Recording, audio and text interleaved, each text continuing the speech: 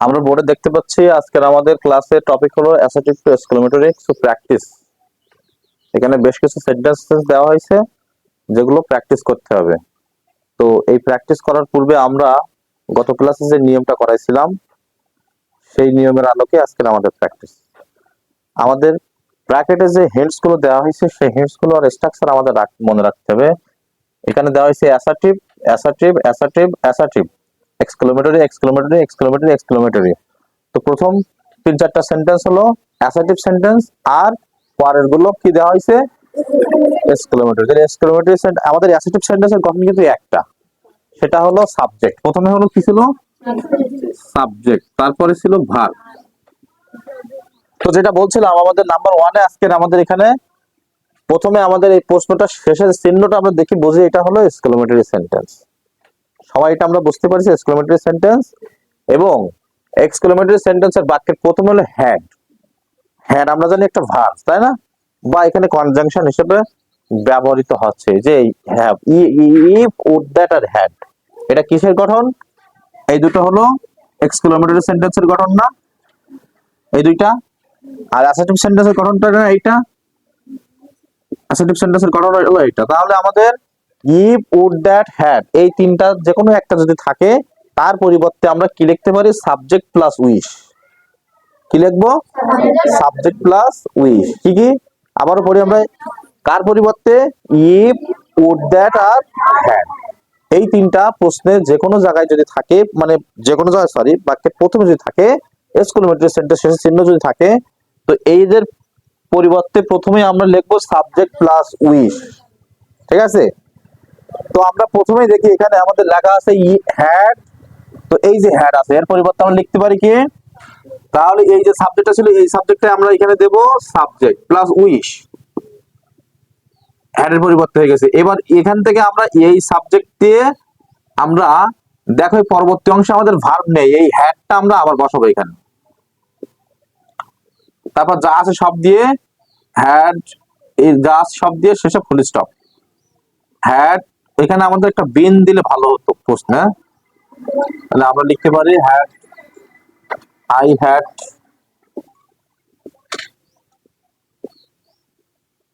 Full stop. তো দেখো আমাদের বাক্যের প্রথমে আমি আবারও বলছি, যদি কোনো বাক্যে ইফ, উড, দ্যাট অথবা হ্যাড দিয়ে বাক্য শুরু হয় সেই বাক্যটা কোন সেন্টেন্স হবে? Exclamatory sentence. আর এক্সক্লেমেটরি সেন্টেন্সের সবচেয়ে বড় বৈশিষ্ট্য হলো বাক্যের শেষে এক্সক্লেমেশন চিহ্ন থাকবে, তাই না? এই এক্সক্লেমেশন চিহ্ন যখন থাকবে তখন আমরা ওকে অ্যাসার্টিভ করার সময় এই তিনটা শব্দ যদি থাকে তার পরিবর্তে আমরা subject plus wish plus subject, subject plus wish plus subject ব্যবহার করবো। এই প্রশ্নটাকে আমরা বুঝতে পারছি সবাই? এখন বিষয়টা হলো এখান থেকে ইফ এবং উড দ্যাট যদি বাকি থাকে তখন এটা ব্যবহার করবো সরাসরি। আর যদি হ্যাড থাকে ওই হ্যাডটা আমরা আবার সাবজেক্টের পরে বসাবো, সাবজেক্টের পরে ব্যবহার করব। কিন্তু ইফ বা উড দ্যাট থাকলে ওগুলোর থেকে আর কিছু বাক্যের ভিতরে বসবে না, শুধু হ্যাডটা থাকলে ওই হ্যাডটা আবার সাবজেক্টের পরে বসাতে হবে। দেখো এই পরের প্রশ্ন দেখো হোয়াট, তার মানে আমাদের এই হাউ হোয়াট দিয়ে এই প্রশ্নটা শুরু হচ্ছে। তো এই প্রশ্নটা শেষে কোন চিহ্ন আছে? এক্সক্লেমেশন চিহ্ন আছে, তাই না?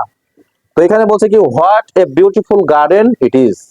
এক্সক্লেমেটরি সেন্টেন্সের সাবজেক্ট ভার্ব শেষে থাকে, এই হাউ হোয়াট দিয়ে যখন শুরু হয় তখন সাবজেক্ট ভার্ব শেষে থাকবে আর এক্সক্লেমেশন চিহ্ন। তো আমাদের এক্সক্লেমেটরি সেন্টেন্সের আগেটা ছিল ইফ এই গঠন দিয়ে, হ্যাঁ, আর এবারটা হলো এই গঠন দিয়ে শুরু হয়েছে। তো এই গঠন দিয়ে যখন শুরু হবে তখন সরাসরি আমরা এই গঠনে চলে যাবো অ্যাসার্টিভে। আর এটা যখন হবে তখন এদের পরিবর্তে সাবজেক্ট প্লাস উইশ ব্যবহার করবে এটা, ঠিক আছে? আর যখন হাওয়ার্ড দিয়ে শুরু হবে তখন আমরা গঠনে চলে যাবো, সেখানেও সাবজেক্ট নিয়ে আসবো। তো এখানে আমাদের এই গঠনটাতে আমাদের সাবজেক্ট কোন জায়গায় ছিল? এই যে শেষে না, এই সাবজেক্টটা আমরা প্রথমে নিয়ে আসবো। ইট, ভার্ব আছে কি? ইজ। আচ্ছা, এবার এই গঠনে দেখো ভেরি আর গ্রেট ছিল। ভেরি আর গ্রেট থেকে কখন কোনটা ব্যবহার করব? তো আমি এখানে একটা লিখেছি দেখো এফ ডবল এর ফুল এবং পিটি থাকলে গ্রেট ব্যবহার করবো আমরা। বাক্যের ভিতরে ফুল এবং গ্রেট বা কোনো নাউন থাকলে আমরা ফুল আর পিটি থাকলে বা কোনো নাউন থাকলে আমরা গ্রেট ব্যবহার করব, কোনো নাউন থাকলে গ্রেট ব্যবহার করব, বাকি অ্যাডজেক্টিভ থাকলে আমরা কি ব্যবহার করব? ভেরি ব্যবহার করব। তো আমাদের অ্যাডজেক্টিভ মানে কোনো কিছু দোষ গুণ অবস্থা প্রকাশ করে, বিউটিফুল একটা অ্যাডজেক্টিভ। ভেরিগেটেড থেকে মোটামুটি একটা হবে ওখানে দেওয়া লাগবে, সাবজেক্টের পর ভার্ব দেওয়ার পরে ভেরিগেটেড থেকে একটা দিতে হবে। যখন হাউ হোয়াট দিয়ে প্রশ্ন শুরু হবে তখন কোনটা দেবো আমরা? তাহলে মাথায় রাখবো আমরা মোটে না পারলেও যে ফুল আর পিটি এই দুটো থাকলে গ্রেট, আর বাকি ক্ষেত্রে আমরা ভেরি দেব। তাহলে ইট ইজ, এই যে আর্টিকেল আছে এটা প্রেসার দিচ্ছি আমরা, ইট ইজ এ ভেরি, তারপরে কি বলছিল, প্লাস অ্যাডজেক্টিভ। অ্যাডজেক্টিভ কি, বিউটিফুল। তারপরে কি, গার্ডেন। আর তো সব বসে গেছে তাই না? আর হোয়াট কোন জায়গায় গেল, হোয়াট তো গঠন অনুযায়ী ও বসছিল, আবার গঠন অনুযায়ী উঠে চলে গেছে, তাই না? পরের কোশ্চেন দেখো উড দ্যাট আছে, তার মানে আবারও এই নিচের উদাহরণটা চলে আসছে। তাহলে এর পরিবর্তে কি ব্যবহার করতে পারি আমরা? এর পরিবর্তে কি ব্যবহার করতে পারি? Subject plus wish. তাহলে এখানে আমাদের সাবজেক্ট কি, আই।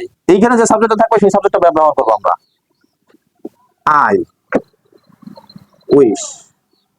এবার এই সাবজেক্ট থেকে বাকি আমরা সব পাঠিয়ে দেবো, I could be a bird, full stop হবে তখন। বুঝতে পেরেছো? তাহলে আমাদের উড দ্যাট এবং হ্যাড আর কি ইফ দিয়ে যখন শুরু হবে, এই তিনটা কথা, উড দ্যাট বলো সবাই, would that, had are if, তিনটা যদি প্রশ্ন শুরু হয় ওটাই দিয়ে আমরা কি ব্যবহার করবো, সাবজেক্ট প্লাস উইশ, আর সব বসাই দেবো শেষে ফুল স্টপ। আর সাবজেক্ট কিন্তু মাঝখানে কিন্তু আরেকটা ছিল কিন্তু ওটা তো বসাবো, কিন্তু আমাদের এই শব্দগুলোর পরিবর্তে আমরা, যেমন এখানে আমরা কি করেছি, এই উড দ্যাটের পরিবর্তে আমরা উইশ বসাইছি, আবার এই সাবজেক্ট থেকে বাকি সব বসাই দিয়েছি, কিন্তু মানে টোটাল সাবজেক্ট দুটো হচ্ছে এখানে, সমস্যা নেই। কিন্তু হ্যাডটা যদি থাকে, ওই হ্যাডকে আমরা একবারে বাদ দেবো না, হ্যাডটা আমরা বসাবো আবার সাবজেক্টের পরে। আচ্ছা, এবার এলাস, আর একটা গঠন তোমাদের লিখে দিয়েছিলাম এরকম, এলাস, হুররা, ব্রাভো, ফাই, এরকম থাকলে it is a matter of sorrow that, it is a matter of joy that. হ্যাঁ, আনন্দ বোঝাইলে জয়, আর দুঃখ বোঝাইলে সরি, ওই সরো। আই হ্যাভ ফেইল্ড, আমি ফেল করেছি ইন দ্য এক্সাম, পরীক্ষায়। এখন এখানে আনন্দ না দুঃখ? আর এলাসটা হলো দুঃখ প্রকার শব্দ, এলাসের পরিবর্তে ইট is a matter of sorrow that. তাহলে এই শব্দটার পরিবর্তে আমরা লিখবো কি, ইট ইজ এ, মুখস্থ করো সবার একটু, matter of sorrow that, it is a matter of sorrow that, এই শব্দটার পরিবর্তে। আর যা আছে সব বসাই দেবো,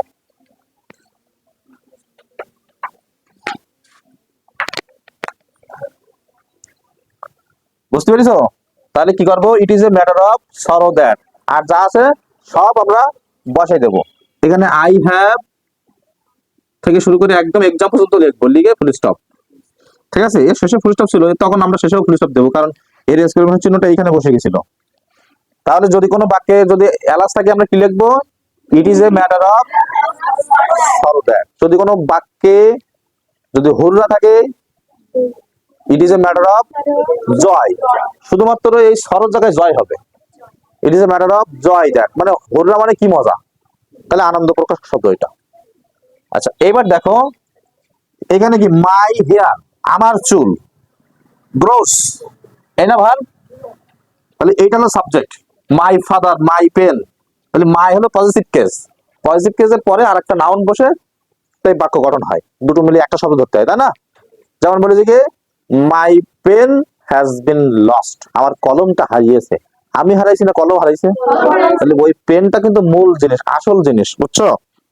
তাহলে আমাদের এখানে মাই পেন, কারোকে বাদ দেওয়া যাবে না, মাই হেয়ার, এটা হলো সাবজেক্ট। আর এই যে ভার্বের সাথে এস বাই যোগ হয়েছে, সাবজেক্ট ভার্ব, ওই যে ভেরি আছে না, সাবজেক্ট ভার্ব ভেরিগেটের থেকে একটা আছে, তারপরে অ্যাডজেক্টিভ ফার্স্ট, এটা সাবজেক্ট না, এটা ভার্ব, এই শেষে কি আছে, ফুল স্টপ। তাহলে কোন সেন্টেন্স এটা? Assertive sentence. করতে হবে কি, এক্সক্লেমেটরি। তাহলে সাবজেক্ট ভার্ব দিয়ে যখন শুরু হবে, তখন আমাদের ভেরিগেট যখন আসে, তখন আমরা কি করবো, হাউ হট। তাহলে আমরা করবো হলো, এই নিয়ম দুটো পরস্পর পরিবর্তন হবে, আর এই নিয়ম দুটো পরস্পর পরিবর্তন হবে, আমরা এটা মাথায় রাখবো।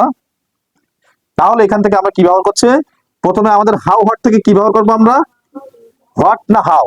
আমি তোমাদের গতকালকে হোয়াটের নিচে কিন্তু লিখে দিয়েছিলাম এ অথবা অ্যান, যদি আমাদের ভেরিগেটের আগে এ বা অ্যান থাকে, তখন আমরা হোয়াট দেবো, আর না হলে আমরা কি করব, হাউ। তো এখানে আমাদের কিছু আছে, তাহলে শুরু করবো হলো হাউ। হাউ, হাউর পরে কি লিখবো আমরা, ভেরিগেটের পরের অংশ, তাই বলছে না, ভেরি বা গ্রেটের পরের অংশ, তাহলে পরের অংশ কি আছে, শুধু একটা শব্দ, ফাস্ট, হাউ ফাস্ট। এরপরে কি বলছে, প্লাস সাবজেক্ট এবং ভার্ব। তাহলে সাবজেক্ট হলো কি, মাই হেয়ার, মাই হেয়ার, তাহলে মাই হেয়ার লিখবো। তারপরে ভার্ব, ক্রোজ, এরপর এক্সক্লেমেশন চিহ্ন, এই যে। এরপর দেখো সেম নিয়ম, the Padma is a very big river. তাহলে এখানেও আমাদের ভেরি গ্রেড থেকে প্রশ্ন আসছে না? তাহলে এখানেও আমরা কি করব, এখানে হাওয়ার্ড দিয়ে শুরু করতে হবে। তাহলে কি দিয়ে শুরু করতে পারি? কেন হার্ড হবে তো মাহমুদুল বলো? হ্যাঁ, এই যে এখানে ইয়ে আছে, তাহলে কি করবো আমরা? হট দেব। তাহলে উত্তর লিখবো হলো হোয়াট, তারপরে ভেরিগেটের পরের অংশ, কিন্তু আর্টিকেলটা বসিয়ে দেবো আমরা। হ্যাঁ, big river, hot a big river. এবার সাবজেক্ট কে? দা পদ্মা।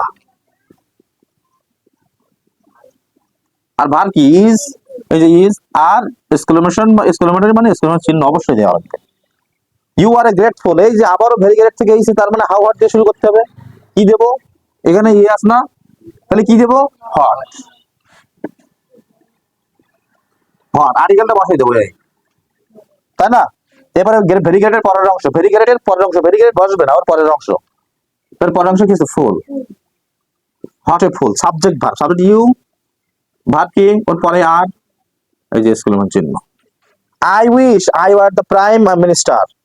তো এখানে আমরা এতক্ষণ পড়ছিলাম যে ইফ, উড, দ্যাট অথবা হ্যাড যে কোনো একটা থাকলে তার পরিবর্তে সাবজেক্ট প্লাস উইশ ব্যবহার করবো। তাহলে আমাদের আজকে এখানে আছে সাবজেক্ট প্লাস উইশ দেওয়া আছে, তার মানে ওই তিনটাতে যে কোনো একটা আমরা ব্যবহার করতে পারি। ইফ দিয়ে দেই সহজে, ইফ সব জায়গায় বসে।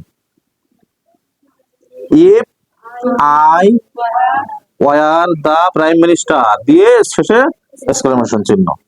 তাহলে আমাদের এই এই দুটোর পরিবর্তে এখন হলো ইফ। আমরা উড দ্যাট কখন ব্যবহার করবো? যখন বাকির ভিতরে মডেল ভার্ব থাকবে। এখানে যদি কুড বা উড এরকম যখন মডেল ভার্ব থাকতো, তখন আমরা এখানে লিখতাম উড দ্যাট, বা এখানে যদি হ্যাড থাকতো তখন আমরা সেই হ্যাডটা এখানে নিয়ে আসতে পারতাম।